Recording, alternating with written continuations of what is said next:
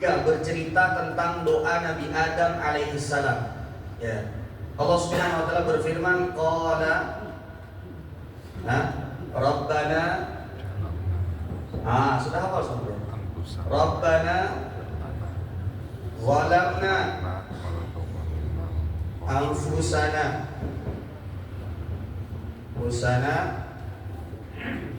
wa illam taghfir lana wa illam taghfir lana wa tarhamna lanakunanna minal khasirin. Lanakunanna minal khasirin. Baik, apa kandungan makna dari doa ini? Kenapa doa ini begitu istimewa? Yang pertama, jamaah sekalian rahimani wa rahimakumullah, doa ini momentumnya adalah pada saat Nabi Adam alaihissalam mengakui kesalahan beliau, mengakui kekeliruan dan kekhilafan beliau. Pada saat Allah Subhanahu wa taala melarang Nabi Adam alaihissalam dan istri beliau Hawa untuk mendekati pohon dan memakan buahnya. Dari sekian banyak kenikmatan di surga, ada satu pohon yang buahnya tidak boleh didekati dan tidak boleh dimakan. Tapi dengan takdir Allah dan hikmah dari Allah Subhanahu wa taala, Nabi Adam alaihissalam dan Hawa mendekati dan memakan buah tersebut. Sehingga Nabi Adam alaihissalam melewati doa ini, beliau mengakui kesalahan beliau. Makanya kata para ulama, kandungan dari doa ini, jadi kalau pian baca doanya, ini kan qala artinya di sini adalah mereka berdua. Jadi di sini artinya adalah Nabi Adam alaihissalam dan istri beliau. Jadi qala dikatakan berdua. Makanya kalau biar bisa cek dari pojok Al-Quran sampai ke pojok lagi 114 surat, tidak ada satu doa pun yang diabadikan oleh Allah Subhanahu wa taala yang menggunakan qala. Qala itu artinya dibaca.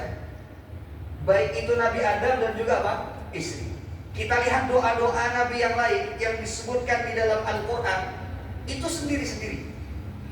Doa Nabi Sulaiman sendiri, doa Nabi Musa sendiri, disebutkan di dalam Al-Quran. Doa-doa para nabi itu sendiri, tapi ini dibaca dengan istri. Makanya ini begitu istimewa sekali. Nah, di dalam ayat ini, jadi kalau yang baca berarti doanya dari sini. Nah, bisa dimengerti. Jadi qolanya ini ditinggal karena di sini Allah Subhanahu wa taala menceritakan bahwa Nabi Adam dan istri ini berdoa dengan doa ini.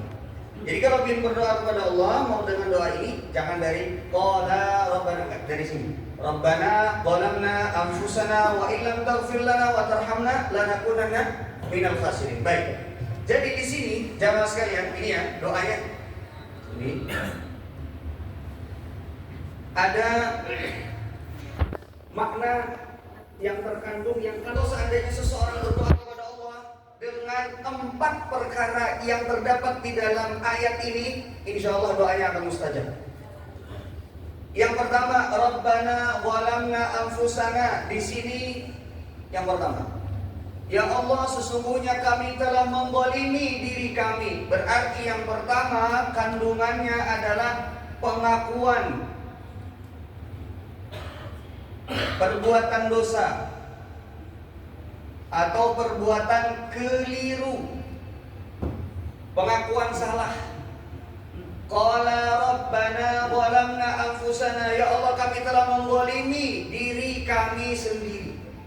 Yang kedua, wa illam taghfir lana. Di sini yang kedua, ya Allah jika Engkau tidak mengampuni kami. Maksudnya di sini adalah menyandarkan ampunan itu datangnya cuma dari Allah. Jadi betul-betul kita merasa apa yang kita minta itu cuma Allah yang bisa untuk mengabulkannya dan memberikannya kepada kita. Ini wa illam taghfir lana, ya Allah jika Engkau tidak mengampuni kami ya Allah. Karena pada saat itu sedang dalam keadaan mengakui kesalahan. Jadi yang kedua apa? Menyandarkan ampunan, menyandarkan jawaban dari doa yang dipanjatkan. Kalau di sini adalah apa? Minta apa? Ampunan. Tapi semua nih, kalau kita mau minta apa saja, maka sertailah doa tersebut dengan keyakinan ini gak akan ada yang bisa ngasih kepada kita yang kita minta kecuali hanya Allah Subhanahu wa taala saja yang bisa ngasih. Setiap doa yang kita panjatkan tuh harus ada rasa itu ya Mas Kali. Artinya tidak ada solusi lain. Kita harus yakin bahwasanya cuman Allah yang mampu, gak ada yang bisa. Nah itu yang saat itu dihadirkan oleh Nabi Adam alaihissalam dan juga Hawa. Yang ketiga, watarhamna, minta rahmat dan kasih sayang dari Allah. Minta apa? Rahmat, kasih sayang dari Allah. Ya, minta rahmat, kasih sayang dari Allah Subhanahu wa taala. Selain minta ampunan, minta disayang sama Allah Subhanahu wa taala. Minta diberikan kasih sayang, minta diberikan rahmat Allah Subhanahu wa taala. Yang keempat, lanakunanna minal khasirin.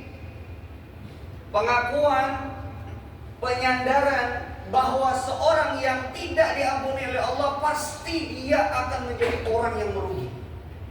Ya. Menyadari yang tidak diampuni oleh Allah, diampuni Allah, pasti apa? Pasti rugi. Jadi kalau seseorang berdoa kepada Allah dalam keadaan dia mengumpulkan 4 perkara ini, dalam keadaan dia mengumpulkan 4 perkara ini, nomor 1, ini nomor 2, ini nomor 3, ini nomor 4. Pengakuan perbuatan keliru atau salah. Yang kedua apa? Menyandarkan jawaban dari doa yang dipanjatkan itu dari ampunan, itu hanya bisa diberikan oleh Allah Subhanahu wa taala. Setiap doa kita harus ada seperti. Yang ketiga, minta rahmat dan kasih sayang dari Allah. Yang keempat apa? Menyadari, kita mengungkapkan bahwa ya Allah, kalau ulun ini tidak Engkau ampuni ya Allah, maka ulun pasti akan menjadi orang yang merugi. Dan orang yang tidak diampuni itu bisa jadi karena sebab dia melakukan sesuatu, akhirnya dia tidak diampuni oleh Allah Subhanahu wa taala. Makanya ada penghalang-penghalang ampunan Allah. Contoh seperti orang berantem, sebagaimana disebutkan dalam hadis, yang tidak mau berdamai, masih kena bertakuran. Atau misalnya dia melakukan perbuatan syirik, itu nggak akan diampuni oleh Allah Subhanahu wa taala. Nggak sampai ampunan Allah Subhanahu wa taala. Ada banyak sekali hal-hal yang membuat seseorang tidak diampuni oleh Allah. Atau bisa jadi dia memang nggak minta ampun sama Allah, makanya dia masuk ke dalam orang-orang yang merugi. Ini disebut. Nah, jamaah sekalian rahimani wa rahimakumullah, ini doa sangat agung sekali. Dan kalau kita perhatikan konteksnya di sini adalah yang pertama, perhatikan. Kita bisa mengukur indahnya doa ini bahwa konteks doa ini, keadaan doa ini adalah Nabi Adam dan Hawa saat itu melakukan kesalahan bersama. Saya dimengerti? Melakukan kesalahan bersama. 1. Nabi Adam alaihi salam dan istri melakukan kesalahan bersama. Karena dua-duanya melakukan kesalahan bersama. Lalu dilanjutkan yang kedua, mereka berlanjut dengan ujian Allah turunkan mereka berdua ke bumi. Berarti ujiannya dilalui bersama atau tidak? Dilalui bersama. Ujian diberikan kepada keduanya bersama. Jadi bersama lagi nih dalam ujian. Bersama dalam apa? Ujian. Yang ketiga adalah berakhir dengan ampunan Allah dan kebahagiaan. Ya, berakhir dengan ampunan Allah